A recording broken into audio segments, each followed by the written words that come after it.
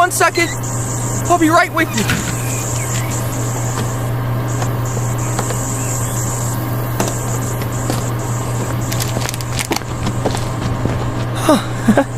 Sorry about that. You caught me just as I was unpacking my latest delivery. Welcome to Deku's Dahlias. What can I help you with today? Oh, wait. You're the one Ari told me about. The one who's been coming by almost every day to sketch the flowers? No. You're not in any trouble. I was hoping for a chance to meet you. I've never really had anyone take that much interest in our flower arrangements before. Oh, you think they're inspired? I'm glad you think so. I'm the one who puts them together, so hearing an actual artist say that is high praise. Could I, ask your name? It's wonderful to meet you. I'm Izuku Midoria, the owner. You remember a woman being the owner here? Oh, you must have met my mom. She used to run this place until recently. I took the store over from her when she got married to my stepfather. They moved out to the countryside, and, well, she couldn't bring herself to sell it, so I took over for her. She even let me rename it. Why, Deku? Well, when I was younger, someone called me that, and I suppose I wanted to change the meaning from something bad into something that could bring people comfort, you know? Make them smile and give them hope when they need it. Sort of like you do with your art.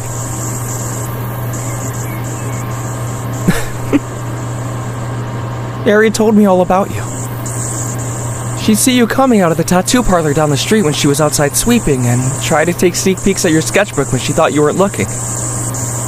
And, thank you, by the way, for being so gentle with her. This is the first job she's ever had, and I want her to have a good experience. It won't be long before she's graduated and out in the real world, you know? Yeah, I guess she is sort of my apprentice in a way. She loves flowers, and I've been doing my best to teach her arrangement and how to take care of them properly. Each one is so different, so it can be a lot to remember, but she does really well.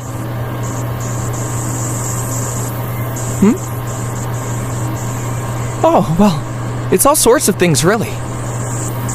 Like how much water they like, how to store them properly and at what temperatures, and florography, too. Not many florists around here actually utilize it in their work, but for me it's so fascinating, and I use it all the time with my arrangements. I feel like it makes them have an even deeper meaning, you know? My mom had a book about it that I found when I was little, and I was honestly a little obsessed with it. Did you know that florography was a common practice in Victorian England? But it's thought to have its roots all the way back in the Ottoman Empire, specifically in Constantinople and... Sorry, I tend to ramble when I talk about things I enjoy. A bit of a bad habit I picked up when I was a kid and just never really grew out of it, I guess. You don't mind? I appreciate it. You want to know what florography actually is?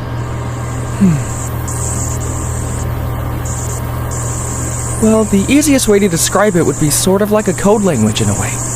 Every flower has a meaning, and by putting them together in different ways, you can send subtle messages to people. Like I said, it was very popular in Victorian England. Mostly as a way to send love confessions or other such messages that couldn't be spoken out loud. It's very clever. Right? It's... I don't know. Something about being able to tell people how you feel with just flowers. It's sort of mysterious, and not to mention it's so varied. Well, that's mostly due to the fact that, depending on the year, the dictionaries of flowers change with the times and the culture, so the meanings can shift. That means it could be a bit tricky to pin down the meaning of a flower sometimes. But I think it's best to look at the bouquet as a whole for the message. So if one sort of doesn't seem to fit the definition you know, you can check and see if there's another one that fits better. You're curious about that bouquet? Ari made this one, actually. It doesn't look like it was an order, so it was probably one she practiced with. Let me see here. We have forage. That's a pretty bright blue one there. Some royal fern, pink heather, some basil flowers, chamomile, heliotrope, and goldenrod. This looks like it's a bouquet for someone trying for a promotion, or someone graduating from a university or high school. How can I tell? Well, borage stands for bravery, the ferns represent confidence, and the pink heather is for good luck. Yep, the color does matter. Pink here is for good luck, but purple could also mean something like beauty or admiration. The heliotrope is for success, and the basil flowers mean good wishes. The chamomile is a nice addition, too. It means patience in adversity. The last flower? The goldenrod? It means encouragement and good fortune. Right? It's a wonderful message. This whole arrangement is just calling out, do your best, I'm rooting for you. You can do it, be brave. She's really learned a lot lately. I'm so proud. Oh, of course you can sketch it. Here, I have an idea that might make this easier. And let me get this for you.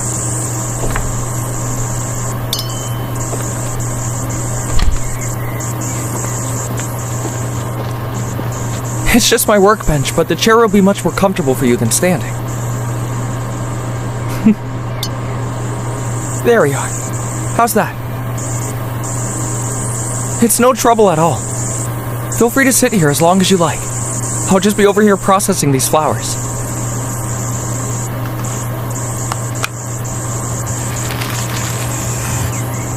Ah, these carnations are lovely. I hope that the new grower would work out. Seems I made a good choice. Oh! Yeah, I work with small independent growers for most of my flowers. I even grow some of them myself. Mostly things that are a bit harder to come by or that don't handle shipping well. Some flowers are just too delicate to be transported long distances. Even if you take all the proper precautions, like dahlias. It took me a while to get a system worked out, but I'm pretty pleased with how my supply chain is now.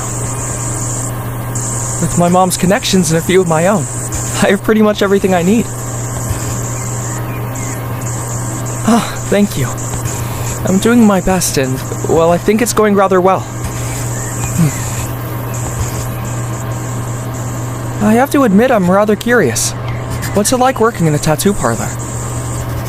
I walked by that place plenty of times, but I'm much too nervous to go inside.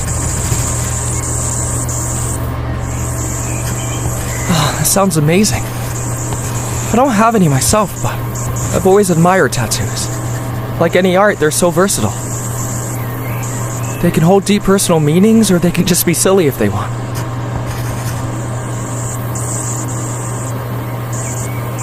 Huh? I'd love to see some of your work. If your sketches are anything to go by, I'm sure they're lovely.